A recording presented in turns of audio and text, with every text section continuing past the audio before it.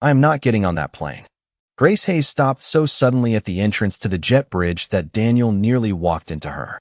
Behind them, passengers shuffled forward with rolling suitcases while the gate agent announced final boarding for North Star Air Flight 417 to Seattle. Grace, what is wrong? I cannot go. Sweetheart, we are holding everyone up. The 9-year-old tightened both hands around the straps of her backpack. I said I cannot. Daniel studied his daughter's face. This was not stubbornness. Grace had inherited plenty of that from him, but he knew the difference. Her cheeks had gone pale, and her eyes remained fixed on the open aircraft door 40 feet ahead, as if crossing that distance meant stepping into something she could not explain. Daniel lowered himself until they were eye level. Are you scared of flying? Grace shook her head. Then tell me what happened. I do not know. Her fingers moved to the faded silver bracelet around her wrist. It just feels wrong. Daniel glanced over his shoulder. A dozen passengers were waiting now. Some checked their phones. Others quietly moved around them. The Denver terminal hummed with boarding announcements, suitcase wheels, and the distant roar of aircraft beyond the windows. Daniel did not care about the impatient looks. 6 years of raising Grace alone had taught him that dignity sometimes meant refusing to let the world rush a frightened child. All right, he said softly. We are not moving until you are ready. Mr. Hayes? A woman's voice came from the aircraft doorway. Daniel looked up. A flight attendant approached them with the calm, practiced expression of someone accustomed to nervous travelers. Her name tag read Lauren Mitchell. She appeared to be in her mid-30s, with chestnut brown hair neatly secured and attentive blue eyes that seemed to notice more than people intended to show. Is everything okay? She suddenly does not want to board. Lauren crouched several feet from Grace, careful not to crowd her. First flight. Grace shook her head. Third. Then I will not give you the speech about airplanes being less scary than they look. Grace almost smiled. Almost. Lauren noticed the bracelet when Grace adjusted her backpack. Her expression changed.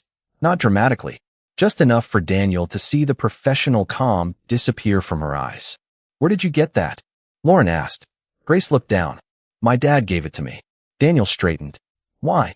Lauren did not answer him.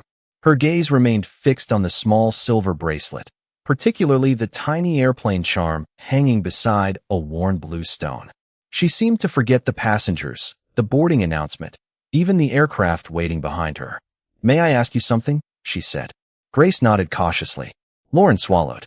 Then she whispered one word. Emily. Grace's head snapped upward. My name is Grace. Lauren stared at her face as if seeing it properly for the first time. Daniel felt something cold settle beneath his ribs. Grace touched the bracelet again. Emily was my mom. The jet bridge seemed to lose its sound. Daniel stepped closer. How do you know that name? Lauren looked at him, and whatever answer she carried appeared heavier than the question. Your last name is Hayes? Yes. Daniel Hayes. His expression hardened with confusion. Who are you? Lauren slowly stood. The gate agent called another boarding group behind them, but none of the three moved. 6 years had passed since Daniel had spoken Emily's name to a stranger in an airport. 6 years since he had packed away her travel bag, her winter coat, and the questions he could never answer for their daughter. Yet this woman had looked at one bracelet and spoken Emily's name as naturally as if she had seen her yesterday. Lauren drew a careful breath. Mr. Hayes, I think I knew your wife. Daniel stared at her. That is impossible. Lauren's eyes moved briefly toward Grace. 6 years ago, a woman named Emily Hayes boarded one of my flights wearing that bracelet. Daniel stopped breathing for a moment. Lauren lowered her voice. And before that flight ended, she asked me to remember your name. 3 hours earlier, Daniel Hayes had stood in the kitchen of their small Colorado home, checking the same 2 boarding passes for the 3rd time. Dad, the flight number did not change. Grace sat at the table finishing a bowl of cereal while morning sunlight spilled across the hardwood floor. Airlines change things. Every 30 seconds. Daniel looked at her over the top of his phone. You are 9. You are not allowed to question my system. Grace smiled. Your system is nervous. He wanted to deny it, but children had a way of recognizing truths adults tried to dress as routine. Daniel had been awake since 5:15. He had checked their luggage, packed Grace's headphones, made sure her favorite blue sweater was in her carry-on, and placed one small white scarf inside his own bag where she would not see it. The scarf had belonged to Emily. 6 years had passed since Daniel became the only parent sitting beside Grace at breakfast, the only one signing school forms, waiting outside dance lessons, checking homework, and turning off the hallway light after bedtime. He had never called those years heroic. They were simply fatherhood. Some mornings were easy. Others required grace he did not know he possessed until his daughter needed it. Seattle was different. Emily had once spoken about the city with a strange mixture of affection and hesitation, but Daniel had never understood why. A small memorial gathering was being held there by several people who had known her through volunteer work. Daniel had delayed accepting the invitation for months. Grace had been the one who finally decided. If they knew Mom, I want to hear what they remember. So Daniel bought 2 tickets. At the airport, Grace had been unusually quiet. She watched aircraft taxi beyond the terminal windows and rubbed the silver bracelet around her wrist. Daniel noticed. Too tight. No, then what is it? Grace shrugged. Do you think Mom would remember me now? Daniel stopped walking. The question struck with the quiet precision only a child could manage. Emily had been gone since Grace was 3. Most of Grace's memories came secondhand now, assembled from photographs, stories, a favorite song, and the bracelet Emily had left among her belongings. Daniel crouched beside his daughter near a row of empty terminal seats. She never had the chance to forget you. Grace searched his face. What if I forget her? You will not. How do you know? Daniel touched the bracelet gently. Because remembering someone is not only remembering their face. It is remembering what they gave you. Grace looked down at the tiny airplane charm. Did Mom like flying? Daniel hesitated. Not especially. Then why is there an airplane on this? I never knew. That answer bothered him more now than it had 6 years ago. Emily had owned the bracelet before they married. Daniel had asked about the charm once, and she had smiled without explaining. At the gate, boarding began. Grace stood when their group was called, but her steps grew slower as they approached the jet bridge.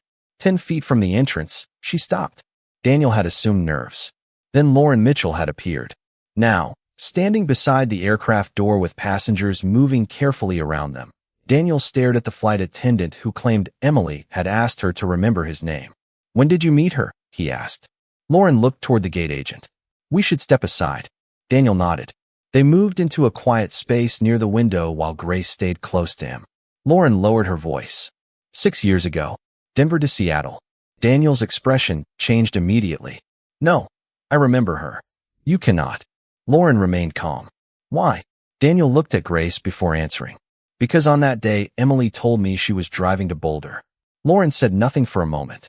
Beyond the glass, an aircraft rolled slowly toward the runway. Daniel felt the old certainty beneath his life begin to shift. Lauren finally spoke. Then there is something about that day you were never told. Daniel stared at Lauren as the boarding announcement echoed through the terminal. What exactly did Emily tell you? Not much. Then tell me what you remember. I remember enough. Lauren's answer was calm, but Daniel could see the uncertainty behind it. Grace stood beside him with one hand wrapped around the handle of her backpack and the other resting over the silver bracelet. Around them, passengers disappeared down the jet bridge while morning light poured through the enormous airport windows. Somewhere beyond the glass, engines hummed beneath a clear Colorado sky. Lauren glanced toward the aircraft, then spoke quietly. Emily was traveling alone. She sat near the front of the cabin. She seemed distracted before takeoff. Daniel folded his arms. A lot of people look distracted on airplanes. She kept twisting her wedding ring whenever she was nervous. Daniel's expression changed. Lauren noticed. She would turn it 3 times, stop, then do it again. Grace looked up at her father. Dad. Daniel said nothing. Emily had done that for years. Before doctor appointments. Before difficult conversations. Before Grace was born, while they waited for news that everything was going well. 3 turns around her finger, then stillness. Daniel had teased her about it once. Emily had smiled and said counting gave worry somewhere to go. Who told you that? He asked. Nobody. Did you know our family? No. Did you ever meet me? Not until today. Daniel searched Lauren's face for some sign of deception and found only patience. She was not trying to convince him quickly. She seemed almost reluctant to convince him at all. That restraint unsettled him more than certainty would have. What else? Daniel asked. Lauren looked toward Grace before answering. Your wife asked for ginger ale before takeoff, but she never drank it. Daniel's jaw tightened. Emily hated ginger ale. She told me that. Then why order it? She said it reminded her of someone. Daniel shook his head. That could mean anything. Yes, Lauren said. It could. Grace tugged gently at his sleeve. Dad, she knows about the ring. Daniel looked down at his daughter. 6 years of protecting Grace had trained him to separate his own fear from hers. But this time the two felt dangerously close. He lowered his voice. I know. Lauren checked the time. The crew needs me aboard soon. I can ask the gate agent whether you can take a later flight. I am not worried about the flight anymore. Daniel looked directly at her. I need to know why Emily was going to Seattle. Lauren inhaled slowly. I did not know her reasons. I only knew she seemed afraid she might lose the courage to do what she came to do. What did she come to do? Find someone. Daniel went still. Who? She never gave me a name. Man or woman? She did not say. Family. Lauren hesitated. That was my impression. Daniel looked away toward the runway. Emily had told him she was driving less than 30 miles to Boulder. Seattle was more than 1,000 miles away. The distance itself felt smaller than the secret. Grace watched him carefully. Was Mom lying to us? Daniel turned back immediately. Do not decide that yet. But she said Boulder. And we do not know why. Lauren's expression softened at the way he protected Emily from judgment even now. Daniel could have filled the silence with anger. Instead, he chose dignity over an answer he had not earned yet. Lauren looked at Grace's bracelet again. There is one more thing. Daniel faced her. What? Emily was wearing a dark blue coat that morning. His eyes narrowed. How do you remember that? Because she kept something in the inside pocket and checked it constantly. Daniel felt his pulse quicken. The blue coat was still hanging inside a garment bag at home. He had never been able to donate it. What was she carrying? Lauren's gaze settled on Grace. An envelope. For who? Lauren looked back at Daniel. She said it was for the person she had come to Seattle to find. Daniel looked toward the jet bridge. But for the first time that morning, the waiting airplane seemed almost irrelevant. You said she came to Seattle to find someone. Yes. And she carried an envelope for that person. That is what she told me. Then why would she ask you to remember my name? Lauren hesitated. The question had been waiting beneath everything else, and Daniel could see that she knew it. Grace stood quietly between them, her thumb moving over the tiny airplane charm on her bracelet. The gate area had nearly emptied now. Morning sunlight stretched across the carpet, and the final boarding announcement sounded overhead with a calmness that felt strangely out of place. Lauren lowered her voice, because she was afraid she might not finish what she came to do. Daniel's face tightened. What does that mean? I did not ask. Why not? Because I was. Her flight attendant, Daniel. She was a passenger who looked like she needed kindness, not an interrogation. The answer stopped him. Lauren had not been careless. She had simply respected a stranger's dignity. Daniel understood that better than most.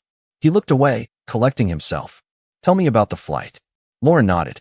She boarded in Denver. Seat 4A, window side. Daniel immediately looked back at her. You remember the seat after 6 years? I remember that day. Why? Lauren's eyes became distant. Because Emily spent most of the flight pretending she was fine. She described the dark blue coat folded across Emily's lap. The wedding ring turning 3 times whenever anxiety returned. The sealed envelope disappearing into the inside pocket and coming back out whenever she gathered enough courage to look at it. Halfway to Seattle, Emily had asked Lauren how far the airport was from a neighborhood north of downtown. Lauren had written directions on a napkin. She said she had not seen someone there in almost 20 years. Lauren continued. Daniel frowned. 20 years. Yes. Emily never told me she knew anyone in Seattle. Maybe she was not ready. Grace looked up. Who was she looking for? Lauren shook her head. I do not know. Daniel began pacing a few steps before stopping himself. Anger would have been easy. 6 years ago, Emily had kissed him goodbye in their kitchen and said she was driving to Boulder. Daniel remembered making coffee while she searched for her keys. He remembered Grace, only 3 years old, coloring at the table. He remembered Emily kneeling beside their daughter and promising she would be home soon. Those memories had survived because Daniel had never examined them for dishonesty. Now every ordinary detail carried another possible meaning. She lied to me, he said quietly. Grace's expression fell. Daniel immediately regretted the words. Lauren did not defend Emily. She kept something from you, she said. Those are not always the same thing. Daniel looked at her. You barely knew her. That is true. Then how can you say that? Lauren paused. Because she talked about you. Daniel became still. What did she say? She said her husband was the kind of man who fixed things before anyone noticed they were broken. Grace smiled faintly. That sounds like Dad. Lauren continued. She said you made pancakes every Sunday and always burned the first one. Grace looked delighted. He still does. Daniel ignored the accusation. Anything else? Lauren smiled sadly. She said the hardest part about keeping this trip secret was knowing you would have come with her if she had asked. The anger inside Daniel softened into confusion. Emily had not been running from him. Whatever waited in Seattle, she had believed she needed to face it alone. Grace touched her bracelet again, and Lauren's gaze dropped to it. Suddenly, she stepped closer. May I see the charm? Grace extended her wrist. Lauren examined the tiny silver airplane and worn blue stone. Her face lost color. What? Daniel asked. Lauren looked up slowly. Emily showed me this bracelet on that flight. Grace blinked. Why? Lauren stared at the charm as another memory surfaced. She said it belonged to her daughter someday. Daniel frowned. Grace was already 3. Lauren nodded. I know. Then she looked directly at him. That is why I never understood what she meant. Grace turned her wrist beneath the airport lights, studying the bracelet as if it had become a question she could hold. What did Mom mean when she said it belonged to her daughter someday? Daniel asked. Lauren kept her eyes on the tiny airplane charm. I wondered about that for years. Grace was already alive. I know. Then what exactly did Emily say? Lauren drew a slow breath. She said she had carried the bracelet since she was 18. She told me the airplane charm represented a promise she had never been brave enough to keep. Daniel glanced at Grace. What promise? She did not explain. The gate agent announced that the aircraft door would close soon. Lauren looked toward the jet bridge, then quietly asked for several more minutes. Daniel appreciated that she did not rush them. Some truths deserved more respect than a departure schedule. Grace touched the worn blue stone beside the charm. Did she tell you about me? Yes. Lauren smiled gently. She said you were 3 years old and asked questions about everything. Grace looked at Daniel. I still do that. Constantly. Dad. Lauren laughed softly, but the warmth disappeared when another memory returned. Emily showed me the bracelet after we talked about children. She said she wanted you to wear it one day, when you were old enough to understand that being afraid did not mean you had to stop moving forward. Grace became quiet. Daniel looked at the bracelet differently now. He had found it among Emily's personal belongings after she was gone, tucked inside a small jewelry box. He had given it to Grace on her 8th birthday because it was one of the few pieces of her mother he could place directly into her hands. He had never known Emily had already chosen it for her. Why did she think she might not get the chance to explain? Daniel asked. Lauren hesitated. Because she was scared about what she would find in Seattle. The person she came to meet? Yes. Did she think she was in danger? No. Nothing like that. Lauren answered immediately. She was afraid of disappointment. Of opening a door that had been closed for almost 20 years. Daniel let out a slow breath. That distinction mattered. Emily had not boarded the flight expecting something terrible. She had boarded carrying hope she did not completely trust. Lauren continued. Before landing, she asked me whether people could still be family after being strangers for most of their lives. Daniel looked at her. What did you say? I told her I thought family was something people sometimes had to choose again. Grace listened closely. Did Mom like that answer? She smiled. Lauren paused.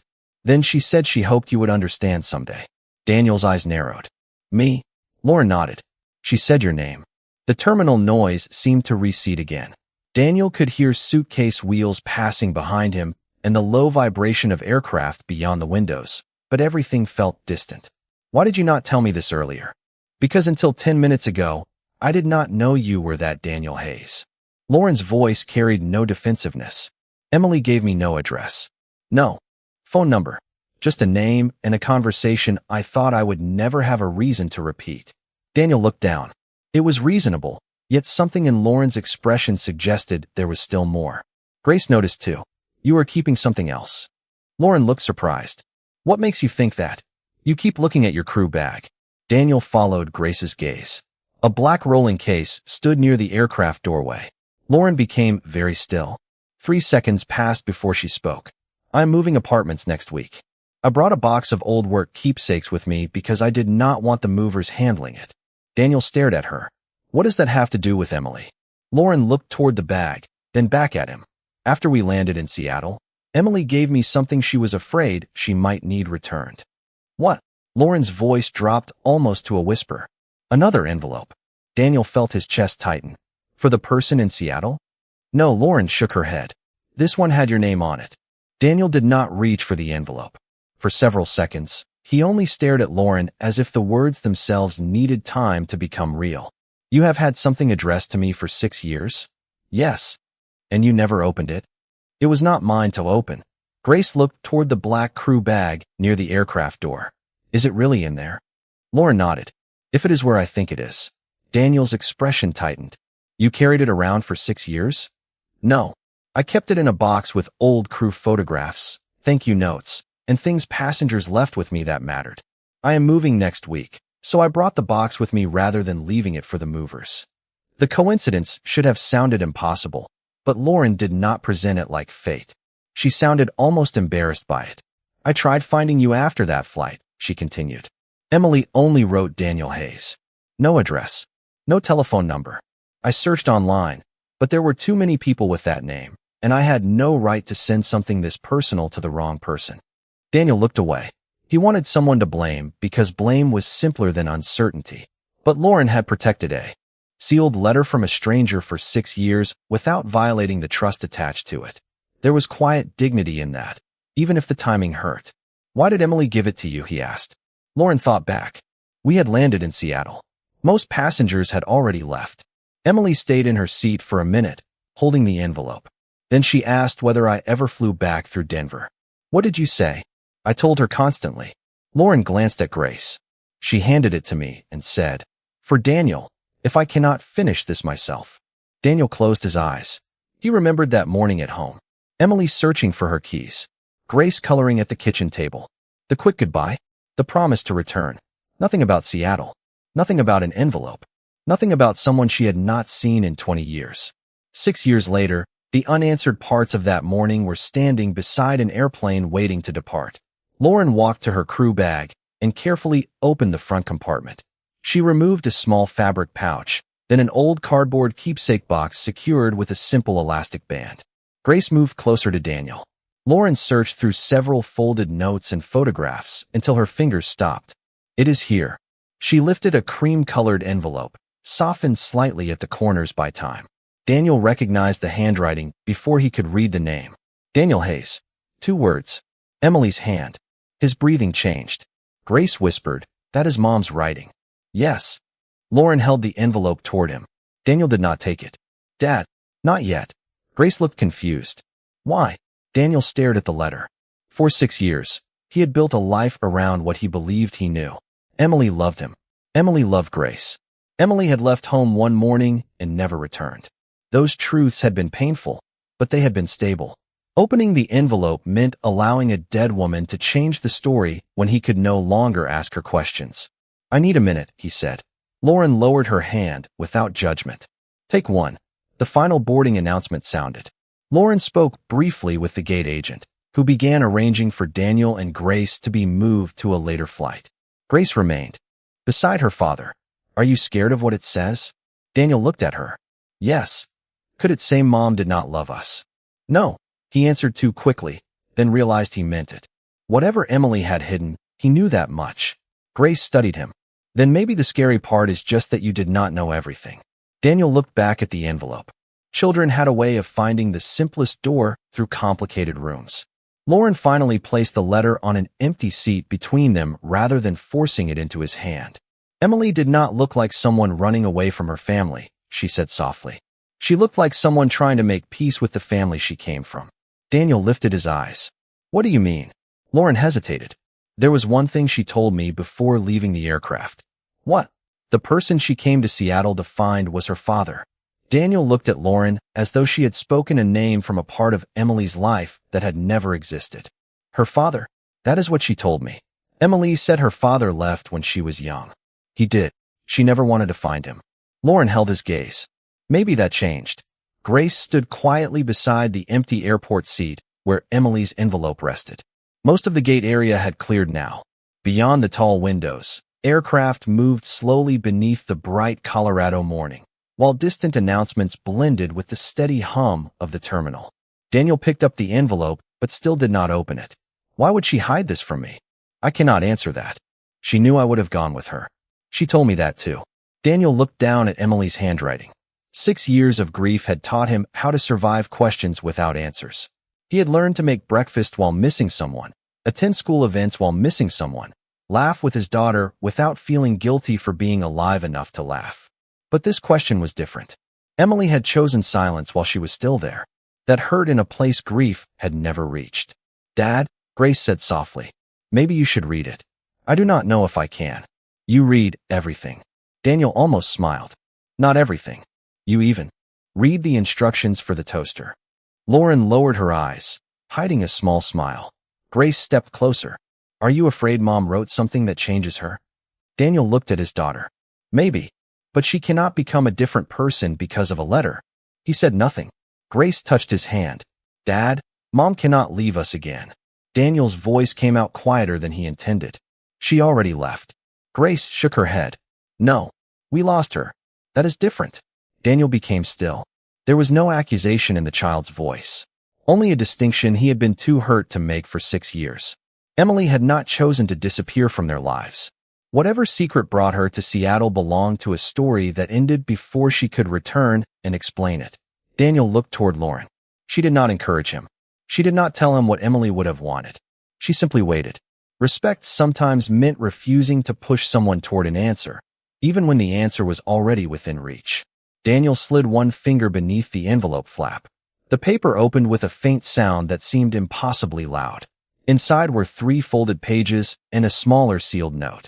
He recognized Emily's handwriting immediately. He unfolded the first page.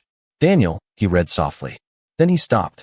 Grace moved closer until her shoulder touched his arm. Daniel continued silently at first. Emily wrote that she had spent most of her adult life pretending her father's absence no longer mattered. She had told herself that marriage, motherhood, and the home she built with Daniel had closed that chapter. But after Grace was born, old questions returned. She began wondering whether a person could truly teach a child about forgiveness while refusing to confront the one relationship she had never forgiven. Daniel swallowed and continued. Emily had learned that her father was living near Seattle. She had contacted him without telling Daniel. When he agreed to meet, she bought the ticket. She had planned to fly there, hear whatever truth he had to offer, and return home before fear could turn the journey into something larger than it was. She was not leaving us, Grace whispered. Daniel shook his head. No, Lauren's eyes softened. Daniel reached the next lines. Emily apologized for keeping the trip secret. Not because she loved Daniel too little to trust him, but because she loved him enough to know he would carry the burden beside her. And for once she wanted to discover whether she could carry an old wound herself. Daniel closed his eyes. The secret still hurt, but it no longer felt like betrayal. It felt human, imperfect, frightened. Grace pointed toward the smaller envelope. What is that? Daniel turned it over. 2 words were written across the front in Emily's hand. For Grace. His daughter stared at it. She wrote to me? Daniel nodded slowly. Lauren took one quiet step backward, giving father and daughter the space Emily had somehow prepared for them 6 years earlier. Grace reached for the envelope, then stopped. Can we open it together? Daniel took her hand. Together. Daniel held the smaller envelope between both hands while Grace leaned against his shoulder. Do you want me to read it? He asked. Grace looked at her mother's handwriting. Out loud, Daniel opened the envelope carefully. Inside was a single folded sheet, smaller than the letter Emily had written to him. For a moment, he could not unfold it. Lauren remained several feet away near the window, giving them privacy without leaving. The gate had grown almost empty. Their original flight was preparing to depart without them, yet Daniel no longer felt rushed. Some journeys began only after the airplane was gone. He opened the note. My sweet Grace, Daniel read, and his voice caught. Grace squeezed his hand. He continued. Emily had written the note because motherhood had taught her that promises mattered most when life became uncertain. She wrote that Grace was still too young to understand why adults sometimes carried old sadness into new homes. But someday she might understand that courage was not the absence of fear. Courage was choosing love while fear walked beside you. Daniel paused. Grace looked at him. Keep going. He nodded. Emily wrote about Seattle. She explained that she was going there to meet the father she had not seen since childhood. She did not know whether he would apologize. She did not know whether she could forgive him. She only knew she did not want Grace growing up believing that unanswered questions had to remain unanswered forever. Then Daniel reached a sentence that made him stop again. "What does it say?" Grace whispered. Daniel looked at his daughter, then read it slowly. "If you ever become afraid of going somewhere new, hold your father's hand. He has always known the way home." Grace stared at him. Daniel lowered the paper. Neither spoke. The silver bracelet rested against Grace's wrist, its tiny airplane charm catching the morning light. A boarding announcement sounded from another gate. Wheels rolled across the terminal floor. Somewhere nearby, someone laughed. Yet around Daniel and Grace, the world seemed to become completely still. Grace reached out her hand. Daniel looked at it. 6 years earlier, Emily had written those words for a 3-year-old child who could not yet read them. Now that same child stood at an airport, afraid to board a plane, offering her hand to the father Emily had trusted to guide her home. Daniel took it. Lauren turned toward the windows, blinking back tears. Grace moved closer to her father. "Mom knew I would get scared someday." Daniel smiled faintly. "I think she knew everybody gets scared someday. Even you. Especially me." Grace looked toward the jet bridge where their flight had boarded. "Were you scared to read her letter?" "Very. But you did it. Because you were here." Grace thought about that. "Then maybe we helped each other." Daniel folded Emily's note carefully. "That sounds right." Lauren finally approached. "There is something you should know about your mother's trip," she said gently. Grace looked at her. "Did she find her dad?" Lauren nodded. "I saw her again on the return flight 2 days later." Daniel stared at her. "You never told me that. You had enough to hear first." "How was she?" Lauren smiled. "Different." "Good different?" Grace asked. "Peaceful different." Lauren explained that Emily had not shared every detail, but she said the meeting had not repaired 20 years in one afternoon. It had simply allowed 2 people to stop pretending the past did not exist. Her father had apologized. Emily had listened. Forgiveness, she told Lauren, might take longer. But she had opened the door. Daniel looked at the letter again. Emily had not gone to Seattle to escape her family. She had gone because becoming Grace's mother had made her brave enough to confront the family wound she had carried into adulthood. "She was coming home to us," Daniel whispered. "Yes," Lauren said. Grace rested her head against his arm. For 6 years, Daniel had remembered Emily's secret trip as a question he never knew existed. Now he understood it as an unfinished act of courage. Grace looked toward the aircraft windows and then down at the bracelet. "Dad." "Yes. I think I want to fly today." Daniel squeezed her hand. "Are you sure?" Grace nodded. "Mom said to hold your hand when I am scared." Lauren smiled. "There is another flight to Seattle this afternoon." Grace looked at Daniel. "Then we should be on it." Daniel folded Emily's letter and placed it safely inside his carry-on. The truth had changed the past, but it had not taken anything away. It had returned something instead. The knowledge that Emily had been trying, imperfectly and quietly, to find her way home. By early afternoon, Grace was standing at another gate with her hand wrapped around Daniel's. This time, when the agent announced boarding for Seattle, she did not step backward. She looked through the windows at the North Star Air jet waiting beneath the Colorado sky, then touched the silver bracelet on her wrist. "Ready?" Daniel asked. Grace took a breath. "I am ready now." They walked forward together. No crowd stopped to watch. No music rose around them. There was only the quiet sound of boarding passes being scanned, suitcase wheels crossing the floor, and a father matching his steps to his daughter's. Halfway down the jet bridge, Grace tightened her grip. Daniel felt it and slowed without saying anything. Emily's words rested inside his carry-on, but somehow they were also there between their hands. "Hold your father's hand. He has always known the way home." At the aircraft door, another flight attendant welcomed them aboard. Lauren was not working this flight. Her schedule had taken her elsewhere after she returned Emily's letter, and Daniel was grateful she had not tried to make herself part of a moment that belonged to Grace. Before leaving, Lauren had simply said, "Have a good flight." Then she had looked at the bracelet and added, "I think Emily would be proud of you." Grace had answered, "I think she would be proud of you too." Now Daniel helped his daughter place her backpack beneath the seat in front of her. Grace took the window seat. Daniel sat beside her. As the aircraft began moving toward the runway, Grace reached for his hand again. "Still scared?" he asked. A little. Me too. She looked surprised. Of flying. Daniel smiled. Of tomorrow. Of next year. Of getting things wrong. Fathers do not stop being scared just because they become fathers. Grace considered that. Then what makes you brave? Daniel looked at their joined hands. Probably the same thing that makes you brave. The aircraft lifted above Denver, and Grace watched the city become smaller beneath them. Soon the mountains gave way to an endless field of white clouds glowing in the afternoon sun. She rested her head against the seat and closed her eyes. Within 20 minutes, she was asleep, her bracelet visible beneath the edge of her sleeve and her hand still resting inside Daniel's. He carefully removed Emily's letter from his bag. He had read most of it at the airport, but one paragraph remained near the bottom of the final page. Daniel unfolded it beneath the reading light. Emily wrote that she did not know what would happen in Seattle. She did not know whether meeting her father would bring forgiveness or simply clarity. But she knew what she wanted Grace to understand someday. Daniel read the final lines twice. If Grace ever wonders where she belongs, tell her she belongs wherever love refuses to leave her behind. Daniel looked at his sleeping daughter. For 6 years, he had believed his responsibility was to preserve Emily exactly as he remembered her. The loving wife, the devoted mother, the woman whose absence became the quiet center of their home. But love did not require turning someone into a perfect memory. Emily had been afraid. She had kept a secret. She had made an imperfect choice because she was trying to heal an old wound before bringing it home. And somehow, knowing that made Daniel feel closer to her, not farther away. He folded the letter and placed it carefully beside the white scarf in his carry-on. Several hours later, the aircraft descended through gray Seattle clouds. Grace woke and pressed her face toward the window. Is that it?